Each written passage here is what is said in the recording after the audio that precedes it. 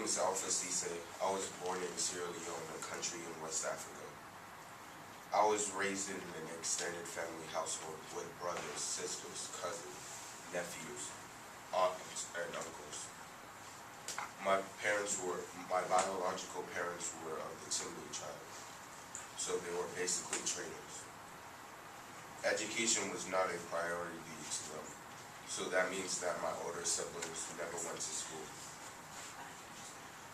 However, my parents settled down and relaxed and sent the rest of us to a near Catholic school. This is how I became a Catholic, against the wishes of my parents who were Muslim. My early elementary school years were adventurous and exciting.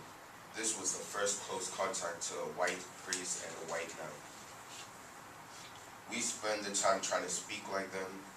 I was fascinated by a priest with full dentures. He would quickly take them out and put them back in, showing us magic displays.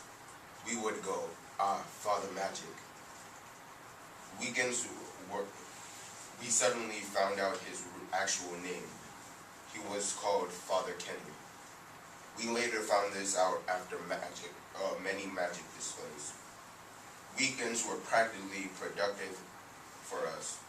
Our parents never gave us enough weekly allowances.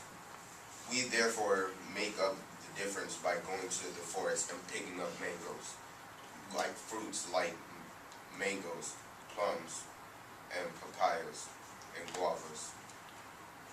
My little fruit business stopped shortly. One day, I came face to face with a brightly lawn-colored snake. It was staring at me, coiled around the branch, for which was hanging a very big, nice, ripe mango. I was frozen with shock, and while I was not able to move as we looked at each other, then I did the smartest thing that I could do. I jumped down from the tree, knowing it would come and attack me. It was not ready to share that mango with me. I landed from the great heights, took off running. I ran a few miles, shouting in Creole, "Snake, snake!" I fell down because I could not move anymore. I broke my right leg during the fall. You could imagine the tongue lashing from my parents when they heard that I had my foot broken by just a mango. This was not stopping me from my other activities. However, I never went to that forest again. I had hated snakes from that day. Not for my broken leg, but for that delicious mango. After my snake and broken foot experience, I was sent off to a boarding school for my secondary education. This was not an exciting time for me. My daydreams were slowly but surely coming true, a reality. I am getting away from my parents and living alone. Best part about it was that my boarding school was just a few miles from an all-girls boarding school. I shouted in Creole, "Naya, I've been born for dead," meaning this was where I was born to be. This was heaven, and the best part of all, I could spend my parents' money like a drunken sailor. I guess they remembered the snake incident and did not want me to climb any more trees to raise money. I was sitting pretty. Exciting and adventurous filled the boarding school. It had its downsides. Mealtime was the most frustrating.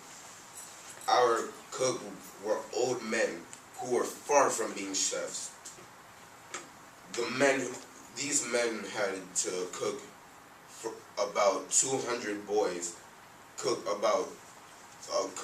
lot of food for about 200 boys who had been spoiled by their parents cooking at home.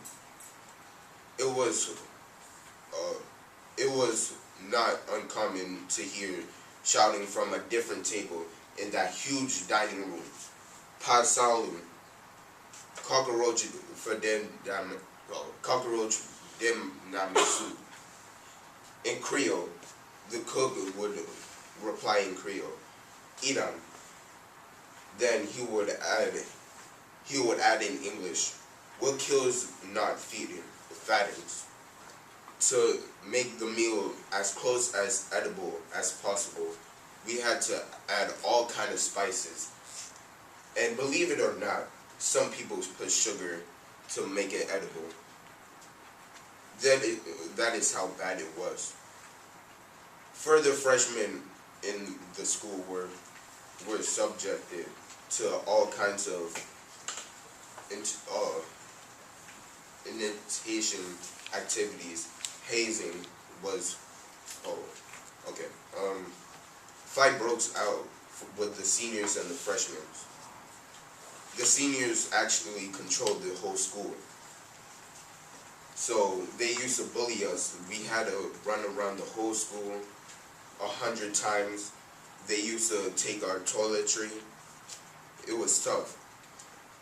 Some freshmen actually left the school by their parents because it was so brutal and cruel. I did my tour in the school and finally returned to my old turf. Smarter, I hope, I definitely wiser in certain ways of the world.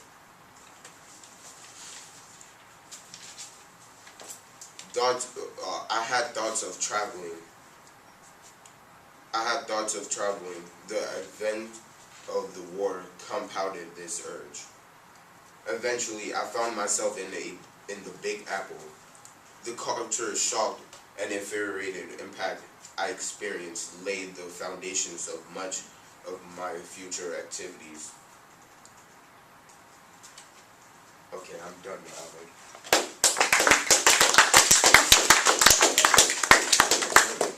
Alright. Wait, what? Oh, I can't talk about that. No, I can't talk about the incident with your brother. It's too, no, I can't share that with the other classmates. No, I'm sorry. So yeah, just keep with the story. This is good enough.